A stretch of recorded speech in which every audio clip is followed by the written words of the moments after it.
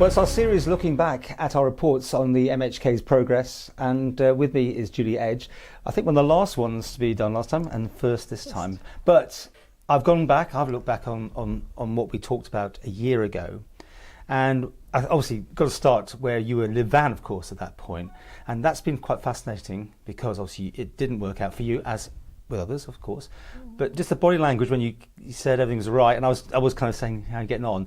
You gave me that overall impression, maybe it is with hindsight, that things weren't going even right then. Over to you, come on. Obviously, it was a tough decision to make. I had some support from Peter and that, but I just felt that the time that I think it was December last year, wasn't it? I just felt that there was no way I could represent the people of Onchan by not being able to ask oral questions with regards to the health department on the floor of Tynwald. And I think that was really the final straw. And I just thought, if I can't represent my constituents in the right manner, it's not the right place for me to be. So that's why I resigned from the party. That was one of the reasons I resigned from the party. But, okay, one out of what? How many other things were going wrong? Well, it was very difficult. I have my diary is very full, and it was very difficult to meet every Monday afternoon, I think it was, and then there was various other meetings. Obviously, with your commitments, it's very difficult to fit all that in, and sometimes your priorities have to be placed to your other responsibilities, and I just felt that perhaps that wasn't accepted too well on occasion, and I just thought, you know, am I in here to work for the people, to do the right thing, or am I in here to do what a party wishes for me to do? Certainly that wasn't the impression when I, with hesitation, joined Vib-Van in the first place. With hesitation? So, yeah, well, I decided to stand anyway, and I think I said it last year that Peter came knocking on the door at 9 o'clock one night and asked me would I stand and that he'd support me. He also said he'd support me if I was independent, which was interesting now, you know, but at the time I thought, you know, Peter's a solid person, you know, he'd come here and ask me genuinely. I believe they did have another member that they were thinking of putting forward but couldn't stand for whatever reason, weren't on the voters list or whatever, I'm not too sure, but so moved on, moved forward. Yeah, just to finish this up, because when you stand on this ticket, then you pull out. Did you ever feel the need that you may have to go back to the people to double check that it's you they're going for rather than they voted for you because you're Vib-Van? Yeah, obviously I live in the district, I have for a long time, and knew an awful lot of people, and the response I got after resigning from the people, an awful lot of them were very supportive. I think there's been a few on Facebook that haven't been, and I think they continually try to state that, but there's nothing in law to make you do that, and I think the feeling that I got at the time and the people that I spoke to, and from all over the island, to be fair, not just from Onchan, I think I made the right decision. And how's that work with the two remaining members in there? There was a bit of spat with you and Laurie, wasn't there, if I remember rightly? I mean, are you friendly, or how's it? Is it quite cold, or what? You have to move on, you have to be professional. I'm professional and I am courteous. I think that's the only way you can be. You know, that's the way I will operate. I'm not saying everybody operates the same way. So, year two, how did that compare with year one? I think year one you're learning an awful lot. You learn about the process, you know, putting down motions and questions, and I think I've always been very conscious that you have to learn your trade before you can actually operate effectively. And I think year one I took my time to learn the trade of being a politician and the parliamentary way.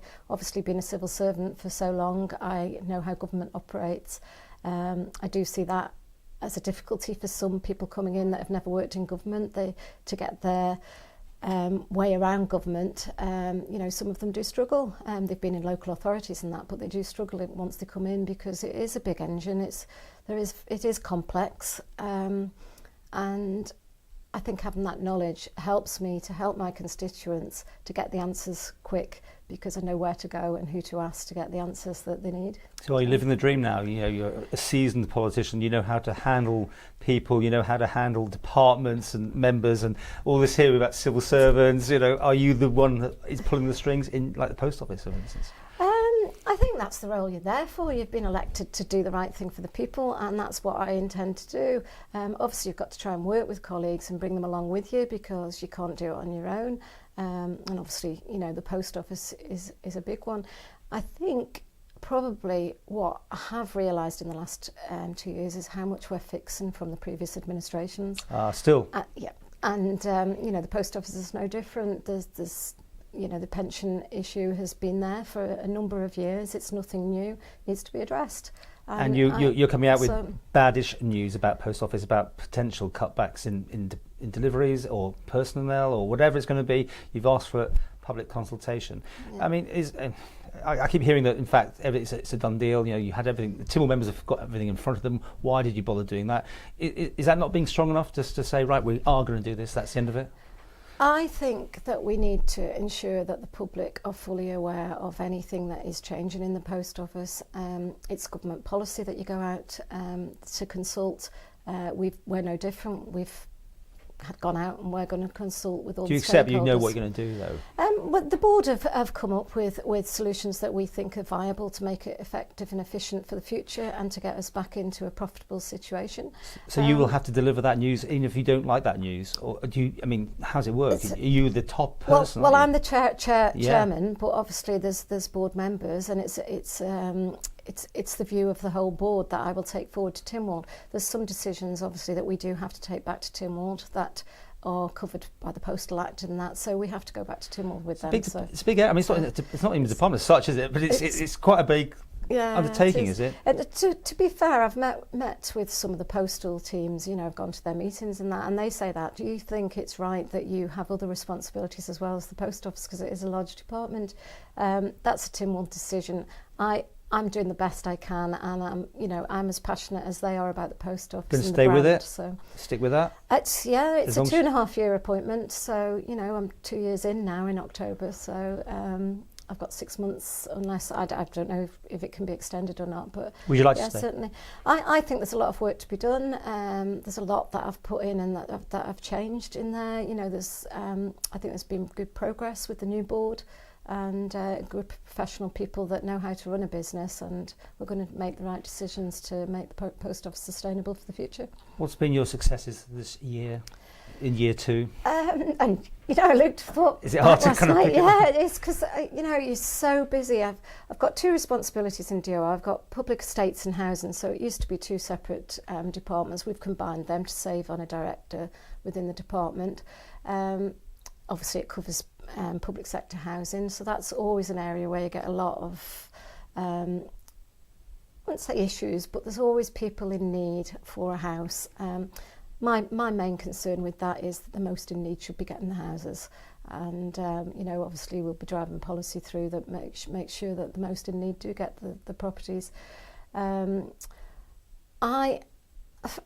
I think obviously being successful getting a couple of motions through, the outcome for the a review of the structure of the civil service, the report's been laid before Tynwald, it hasn't been debated. I do have concerns about that. I'm not seeing any change really. I actually think it's been reported that the employees it's increasing, so therefore the pension burden on the people is increasing. So there are areas that need to be worked on.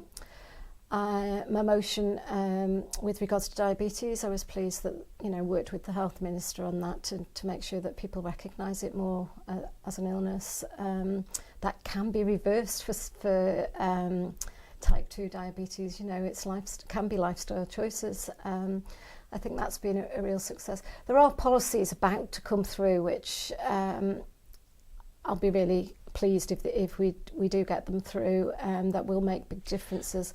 But obviously until they're debated in Tynwald, it wouldn't be right for me to discuss them. But there's a lot of work gone on behind the scenes. Do you think you're ready to step up? I mean, I know everyone say post office used to say, but if you got offered a minister of something? Would you want it? Yes. I'm there to do the right thing for the That's people. a great politician's answer. But no, if I don't think there's something right, I would be prepared to resign as well if I didn't think it was right. Resign from anything if I didn't. Resign your position. Resign with MHK. Yeah, I would. No, resign from responsibilities. Okay, yeah. No, I think I'm there. The people have put me there to do the right thing for them, and that's what I'm going to do. I'll stick to my manifesto pledges. I've achieved quite a few of my manifesto pledges. The most recent one, which I haven't. I had it in my manifesto, and I did ask questions about it in November last year, with regards to mental health and the support that the police get, because the Chief Constable had reported that 20% of his budget went on mental health issues within the police force. And that's just come through. They're now employing 2 mental health nurses at police headquarters. So that was in my manifesto. I've asked questions, and obviously that change is coming through. It does take time to get change through. Well, government. But I feel you have to focus on 2 or 3 things. Shared waiting lists for public sector housing, that's been a great success. The officer responsible for that has worked really hard, and he's got most authorities on board for that. How's your relationship with other members? I mean, now the love-in sort of thing came to an end at some point. Is it now much more, or do you still go back and have a cup of tea with everybody? I mean, oh no, that's still there with a number of colleagues. I think the fact that you challenge and you go back on previous answers and things is changing. I think people are getting more confident. And I think this is going to be interesting. How do you get? I mean, you're part of a team technically. You're Onchan. I mean, let's be honest here. You don't have the best relationship. Would it be fair to say with Rob Collister? You don't work together much. I mean, is that true here? Well, obviously, you're hearing it. Well, no, I'm asking you. That's what I'm asking you. I mean, how do you describe it?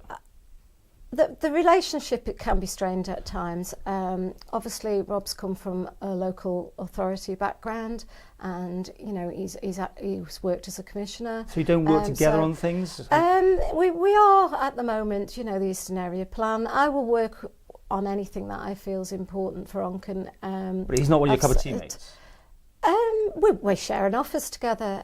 However, a lot of my responsibilities, I go out to the post office. Is that tricky not having the best relationship, because you could both be working the same thing and you don't interact maybe or something? I find that probably the most difficult, because initially you'd share emails to make sure that both of you aren't doing the same thing. And you were saying this on the last interview. That's a waste of resource for the people of Onchan. It's better if we're working together to move forward on issues and do our best for the people. It's difficult when some people go in and they've got a totally different vision than yourself, and I'm just going to stick to my principles and the word that I give at the time, trying to bring back the pride to the people of the island and make sure that the policies and that I've said I'm interested in within my manifesto, that I try and achieve them. And you have to focus like that, because if you lose focus, you won't get anything done. How would you vote yourself on a number this year? And do you remember last? I won't tell you yet. But what would you give yourself out of 10? 6 to 7 last year. I'll tell you in a second. Yeah, I think from a work ethic, I would have to say a 10, because I don't stop. 10 out of 10. I would say. There's only one score for everything. Yeah. I mean, you're not giving different. No, I wouldn't. No, I wouldn't say 10 out of 10. No. So as an overall I would number. say I'd probably have. I think from achievement and what I've actually done, I would 7 to 8 this year, maybe. 7.5? 7.5. We're doing halves, I'm not sure. But no. But I'm doing a lot. Okay. And, do you know what you said last year? Stuff in the community.